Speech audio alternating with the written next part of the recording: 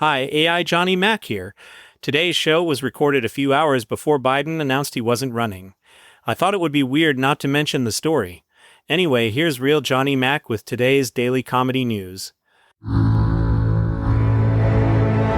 Calaroga Shark Media. Hello, I'm Johnny Mac with your daily comedy news. Is Andrew Schultz's career almost over? He took on Taylor Swift. You know what happens when you do that, right? Apparently, there's a YouTube video around where Andrew said, Taylor is the greatest artist I've ever seen live. She's truly brilliant and she's incredibly genuine. The power of when someone is genuine is when they say something, you believe it to be true. All right, John, what's wrong there? Well, nothing's wrong, but where he might get into trouble is Andrew theorized that the reason that Taylor Swift had fans target Scooter Braun is because his name gets no clout, so she starts referencing Scooter. Andrew said he could understand her frustration with the situation. This is all about royalties and stuff. And then added, has there ever been anyone in history that is a billionaire, the most successful in their field, and also unanimously thought of as a victim? To manage those two things is masterful. The emotional IQ to have all your fans still see you as a victim while everybody who's aggrieved you has been punished and thrown to the wayside. I told Scooter, nobody's going to feel bad for you because you're a billionaire too. I understand where you're coming from, where you're like, people think of me this thing that's not true. Like there are facts and evidence and emails that show that she is lying. That is not a true thing, and people think of me this way, and that would frustrate the F out of me.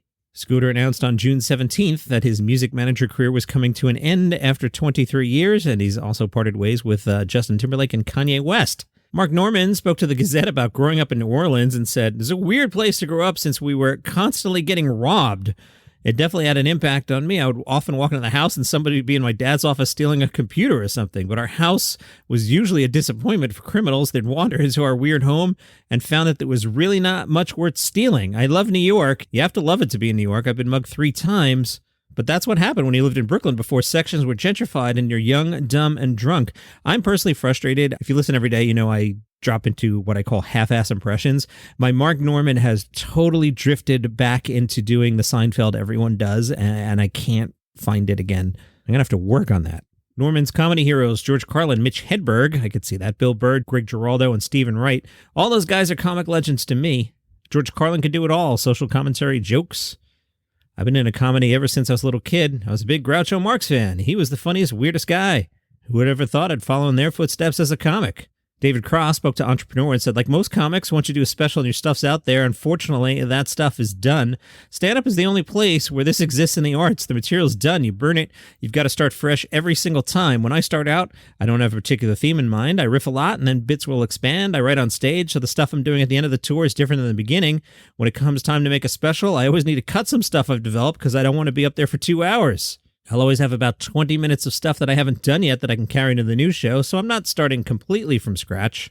Then they asked him about insulting parts of the country he performs in. David Cross said, when was the last time you went to Phoenix? Because I was there recently and had really fun shows, but those people aren't under the impression that they're living in a place that doesn't suck. We know this place sucks. I have to be here for school. I have to be here for work. Look, a third of our country lives in areas where they're required by city ordinance to put out cooling water misters. Otherwise, half the citizenry will die. Believe me, people who live in these places know it sucks. If you haven't listened to Kill Tony yet with Shane Gillis doing Trump, it is hilarious. There is a compilation video of just the Trump parts that I want to share in the Facebook group, Daily Comedy News Podcast group, but Facebook locked me out and they were like, hey, you got to log in on your phone, and my phone was inside charging, and I just moved on with my day on Sunday because it was nice out.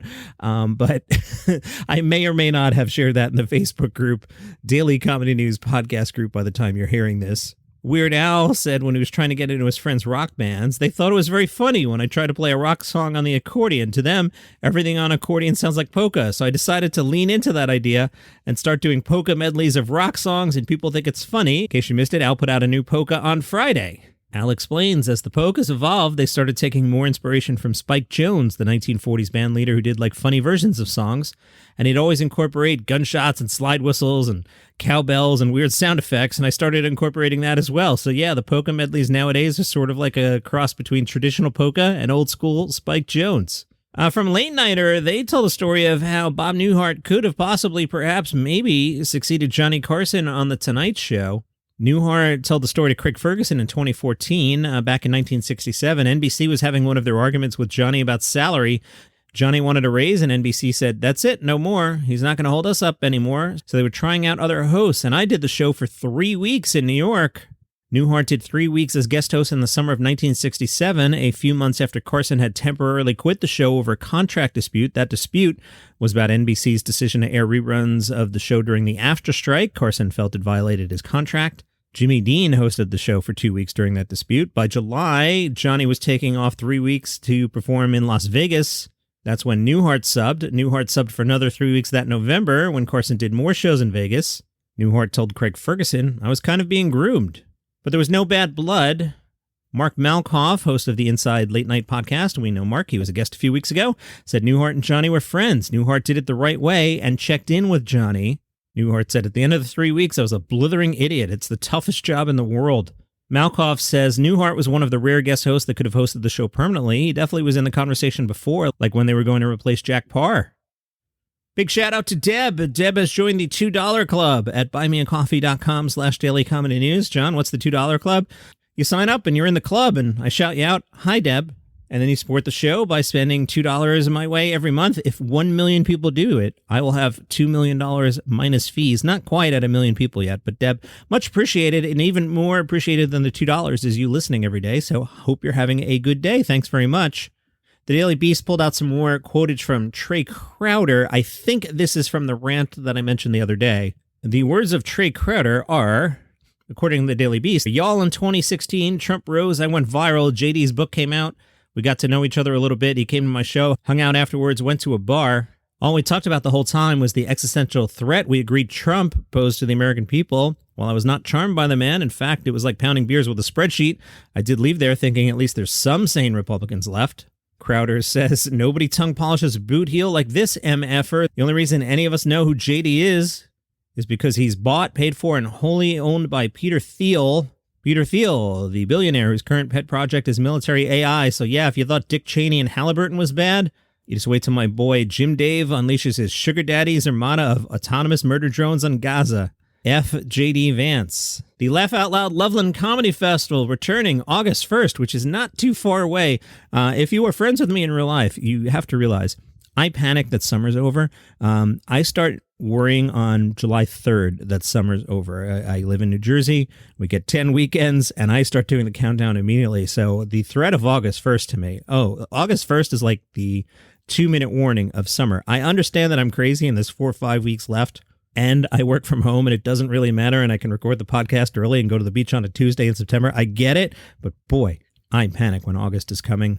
But at least this August, we'll have the Laugh Out Loveland Comedy Festival. It's in its second year to bring over 25 comedians from across the country to perform at various venues in downtown Loveland for a 4-day event. Friend of the show, Dan Bublitz Jr. is behind this one. He said the response and support received in our first year was overwhelming.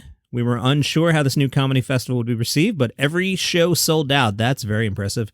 And we had to turn people away. That's a good problem to have in our first year, and we hope to have that same problem this year. Headliners include Adam Clayton Holland, Georgia Comstock, Elin Stribling, Hannah Jones, Shanae Ross, Zach Reinert, and Rosalie. The festival will also feature some of Colorado's finest up-and-coming comedians, along with comedians from across the country. Details at laughoutloveland.com. Dan was kind enough to send over bios of the comedians. I have them here in my show notes, but this morning, Johnny Mac had some bagels, and there's something in the bagel ingredients giving me allergies. I'm having trouble even speaking today, so I'll dive in on these comedians maybe tomorrow or maybe closer to the festival. But Dan, thank you for sending that over. Bill Maher has switched agencies a few months after a report that he had grown disenchanted with CAA. Bill Maher now with WME. Ronnie Chang is part of a new ad campaign with something called Ratio. Tiffany Seelan is Senior Manager of Brand Experience for Dairy at General Mills. Tiffany, the Senior Manager of Brand Experience for Dairy at General Mills, says, our Ratio portfolio makes it super easy for people to hit their macro goals. Oh, suit much? But we also know that process can sometimes feel super serious. We decided to work with Ronnie because he brings the exact mindset that embodies the Ratio brand, embracing the small wins with a lighthearted approach and a delicious snack in hand. No quote from Ronnie Chang, though. Paychecks are nice. And that is your daily comedy news for today. I have to go drink some water or something. Clearly, it's allergies. I'm all stuffed up. No, I don't have COVID. I had bagels. This happens every Sunday. Why do you have the bagels, John? Have you had bagels? They're good. See you tomorrow.